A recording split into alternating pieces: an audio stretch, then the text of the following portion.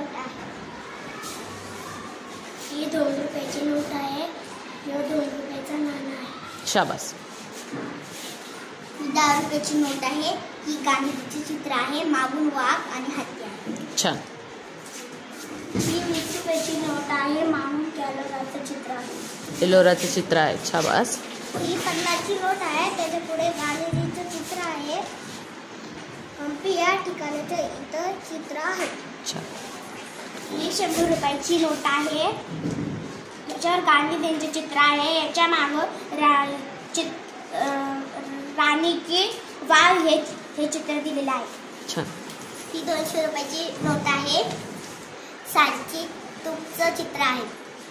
ही 500 रुपयाची नोट आहे. याच्या पाठीमागं लाल किल्ला आहे. दिल्लीचा लाल किल्ला आहे ना. छान.